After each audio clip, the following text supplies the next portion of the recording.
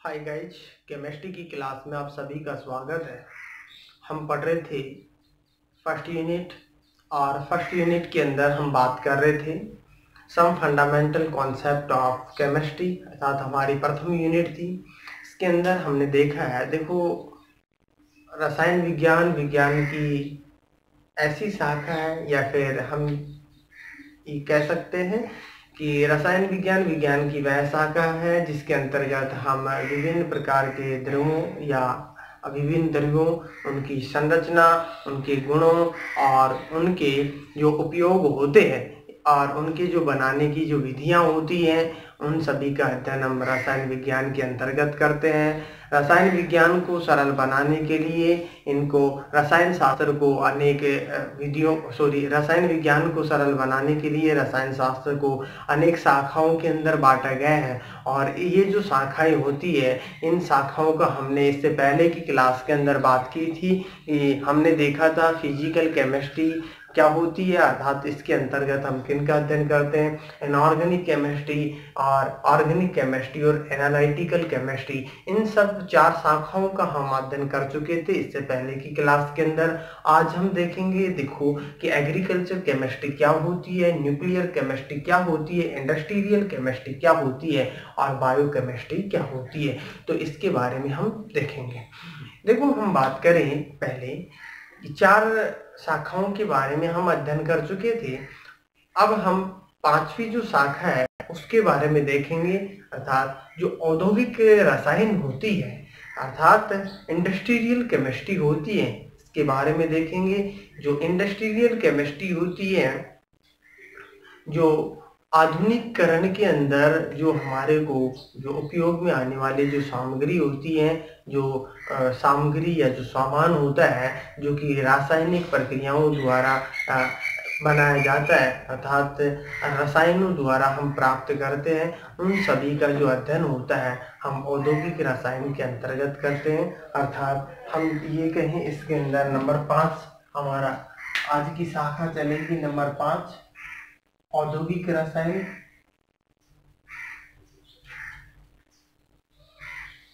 Industrial chemistry,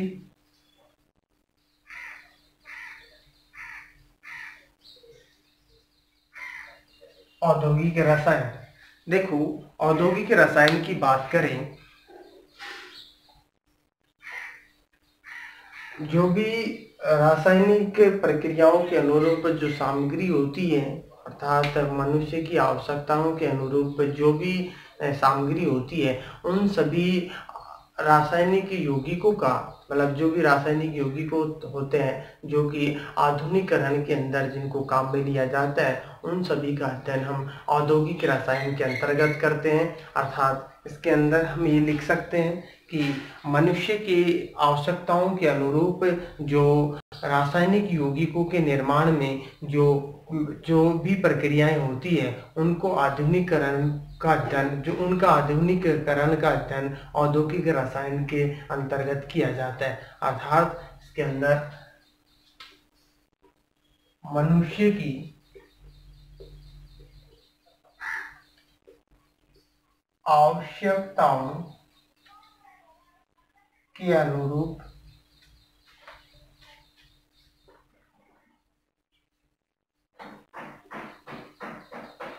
मनुष्य की आवश्यकताओं के अनुरूप रासायनिक यौगिकों के निर्माण में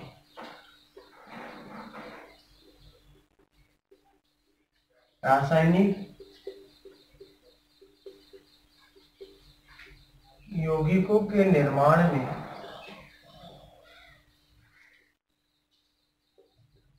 प्रयुक्त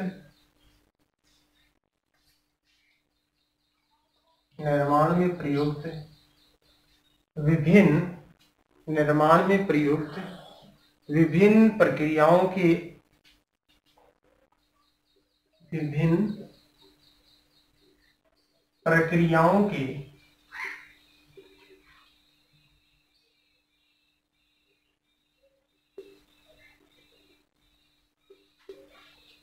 आधुनिकीकरण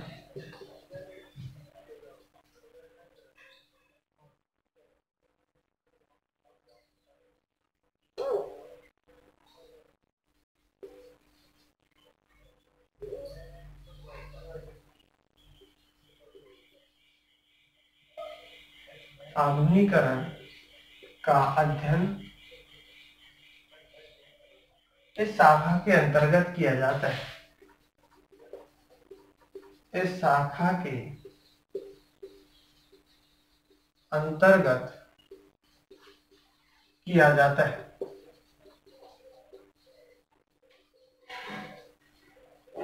देखो नेक्स्ट हम देखेंगे जो हमारी बायोकेमिस्ट्री होती है। बायोकेमिस्ट्री के अंतर्गत यदि हम बात करें बायोकेमिस्ट्री की, तो देखो नंबर 5, नंबर 6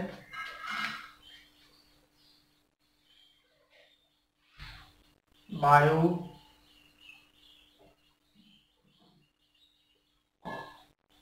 जीव रसायन, अर्थात नाम से पता लग रहा है कि बायोकेमिस्ट्री होती है। इसके अंतर्गत विभिन्न रासायनिक परिवर्तनों का अर्थात जो भी जैविक प्रक्रियाएं होती है, उन जैविक प्रक्रियाओं में विभिन्न रासायनिक परिवर्तन होते हैं, उन सभी का जो अध्ययन होता है वो जैविक रसायन के अंतर्गत किया जाता है। अर्थात जो फ्रेगमेंटेशन होता है या फिर और भी प्रक्रियाएं होती है, किसी का ट्रांसप्लांट करना होता है, पेट का ट्रांसप्लांट करना होता है, या फिर किसी कोशिका से संबंधित जो या फिर किसी जीन से संबंधित जो प्रक्रियाएं होती है, उन सब का अध्ययन किसके अंतर्गत किया जाता है? बायोकेमिस्ट्री। अर्थात बायोकेमिस्ट्री के अंदर ये भी कहें बायोकेमिस्ट्री होती है एक टेक्निकल केमिस्ट्री होती है, अर्थात तकनीकी से संबंधित जैविक प्रक्रियाओं का जो अध्ययन होता है इसी के अंतर्गत किया जाता है। इसके अंदर हम ये लिख सकते हैं शाखा के अंतर्गत जो जैविक प्रक्रियाएं होती है, जैविक प्रक्रियाओं के अंदर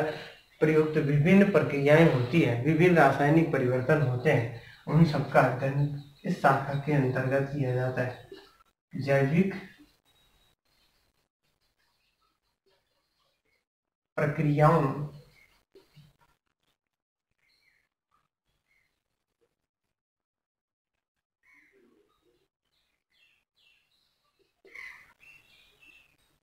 जो भी जैविक प्रक्रियाएं होती है, जैविक प्रक्रियाओं के विभिन्न रासायनिक परिवर्तनों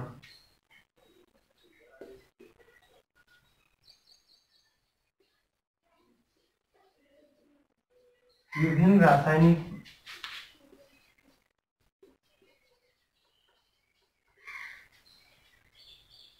परिवर्तनों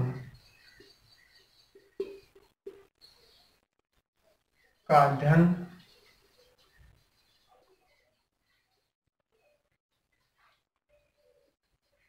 इस शाखा के अंतर्गत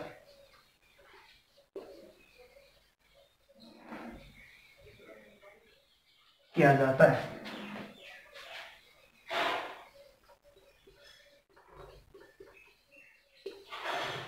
नेक्स्ट हम बात करें, देखो इसके अंदर जो भी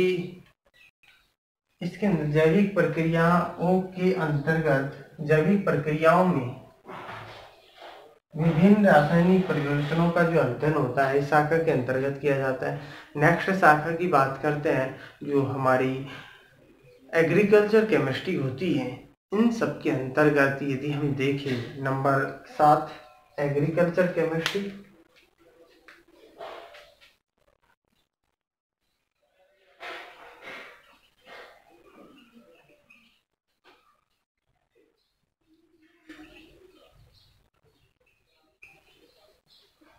देखो एग्रीकल्चर केमिस्ट्री होती है, इसकी यदि हम बात करते हैं जो भी मृदा होती है, मृदा के रासायनिक संगठन, जो मृदा के अंदर जो खनिज होते हैं या फिर मृदा की जो मिट्टी होती है उनके रासायनिक संगठन या फिर उनके विभिन्न प्रकार के जो प्रयुक्त जो खाद्य होते हैं, खाद्यों का या फिर पौधों का या फिर पशुपालन का या फिर दूध का या फिर अनेक जो इसके अंदर दूध, पौधे, पशुपालन, इन सब का जो अध्ययन होता है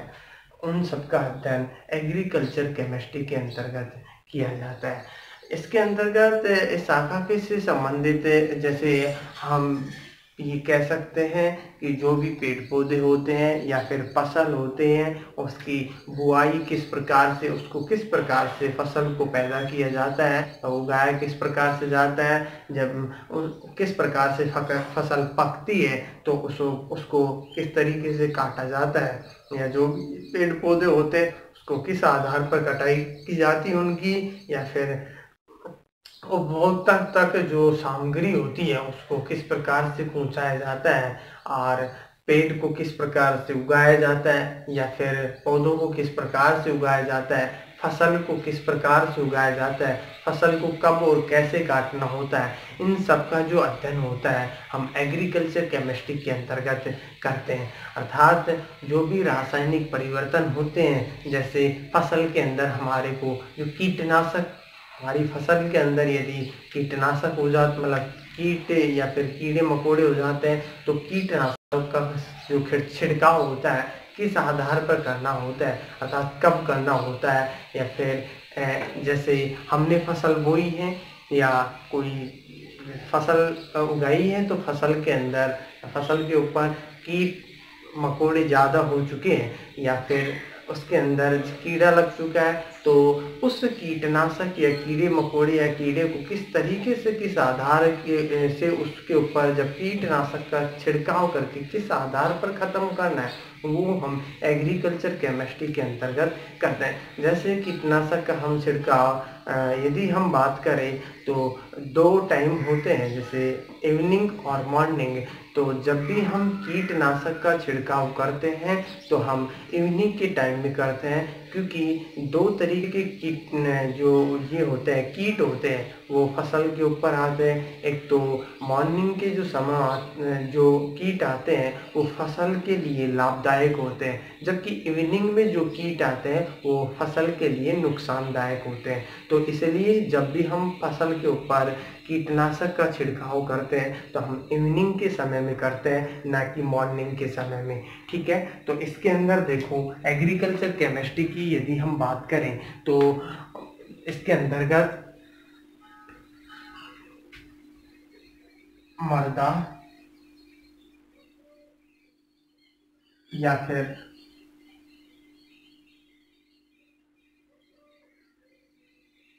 मिट्टी के संगठन, अर्थात हमारी किस प्रकार की मृदा होती है फसल के लिए, या फिर वैसे उसकी जांच भी हम एग्रीकल्चर केमिस्ट्री के अंतर्गत करते हैं। मृदा के संगठन, विभिन्न प्रकार की प्रयुक्त खादों पदार्थों,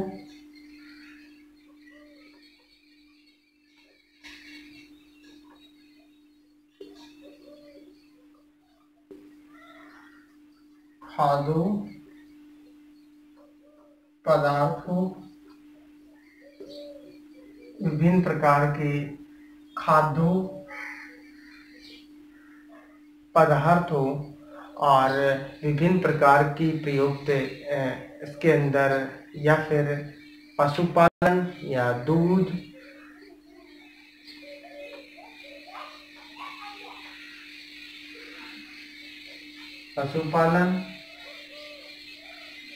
दूध, इन सब का अध्ययन इस शाखा के अंतर्गत करते हैं। या फिर हम इसके अंतर्गत ये भी कह सकते हैं, शाखा के अंतर्गत जो जैसे रासायनिक परिवर्तन या फिर अनेक जो रासायनिक परिवर्तन होते हैं, जैसे कीटनाशक, अनेक रासायनिक प्रक्रियाएं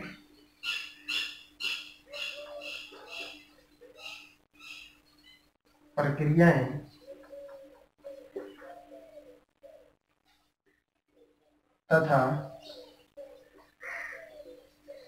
कीटनाशक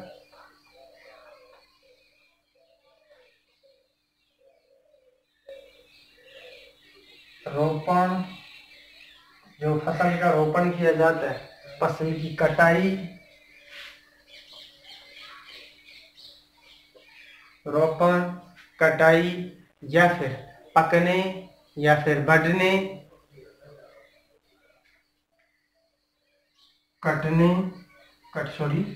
कटाई हो चुका है।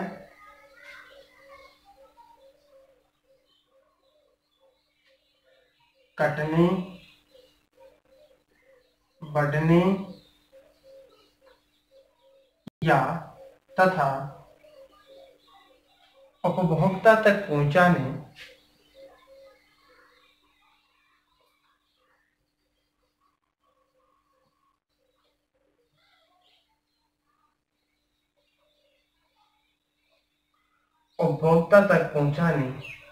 इन सभी का अध्ययन एग्रीकल्चर केमिस्ट्री के अंतर्गत किया जाता है।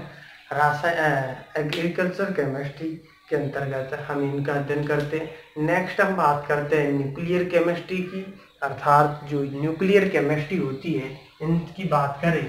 तो जो भी नाभिकीय रसायन होती है, नाभिकीय रसायन के अंतर्गत नाभिकीय परमाणु होता है उनके अंतर्गत जो नाभिकीय ऊर्जा होती है उनका अध्ययन, और रेडियोधर्मिता होती है उसका, या आइसोटोप होती है उसका अध्ययन, नाभिकीय संलयन, नाभिकीय विखंडन, इन सब का अध्ययन हम न्यूक्लियर केमिस्ट्री के अंतर्गत करते हैं। न्यूक्लियर केमिस्ट्री, न्यूक्लियर केमिस्ट्री की बात करें हम, देखो न्यूक्लियर केमिस्ट्री, देखो परमाणु नाभिक से परमाणु ऊर्जा प्राप्त करने में जो परमाणु नाभिक होती है उससे परमाणु ऊर्जा प्राप्त करने का जो अध्ययन होता है वो इस शाखा के अंतर्गत करते हैं। जैसे हम फॉर एग्जांपल की बात करें नाभिकीय संलयन, नाभिकीय विखंडन, जो रेडियोधर्मिता या फिर आइसोटोप, इन सब का अध्ययन हम नाभिकीय रसायन के अंतर्गत करते हैं। अर्थात इसके अंदर हम लिख सकते हैं इस शाखा के अंतर्गत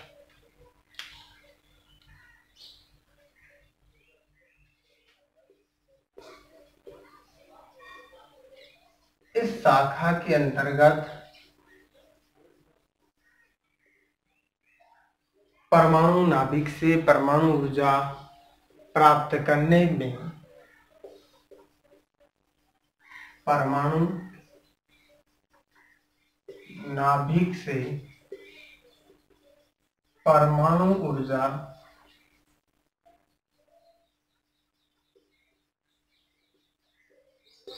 प्राप्त करने, परमाणु नाभिक से परमाणु ऊर्जा प्राप्त करने में प्रयुक्त विभिन्न रासायनिक परिवर्तन करने में प्रयुक्त विभिन्न रासायनिक परिवर्तनों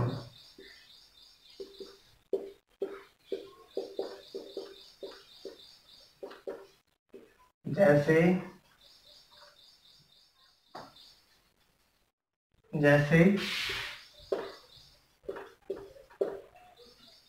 नाभिकीय, जैसे इसके अंतर्गत नाभिकीय विखंडन,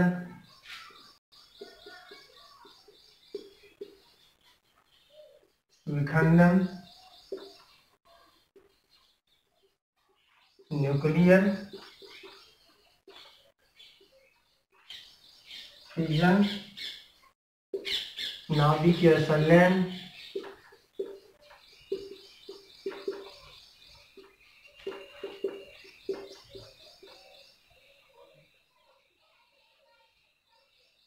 नाभिकीय फ्यूजन, रेडियोधर्मिता,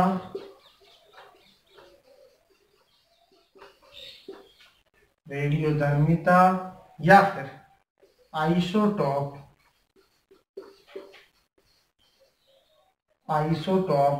इन सब का अध्ययन हम न्यूक्लियर केमिस्ट्री के अंतर्गत करते हैं। जो भी नाभिक से संबंधित जो भी प्रक्रियाएं होती हैं या परमाणु प्रक्रियाएं होती हैं, इन सब का अध्ययन हम न्यूक्लियर केमिस्ट्री के अंतर्गत करते हैं। ये हमने देखा है कि जो ब्रांच ऑफ केमिस्ट्री होती है वो कौन कौन सी होती है। लगभग इस ब्रांच का हमने यहाँ पर अध्ययन किया है, अर्थात लगभग ब्रांच होती है। इन सभी 8 प्रकार की जो शाखाएं होती है इनके बारे में थोड़ा थोड़ा करके हमने यहाँ पर चर्चा की है और इनके बारे में जाना है कि कौन सी केमिस्ट्री के अंतर्गत हम किसका अध्ययन करते हैं। Thank you.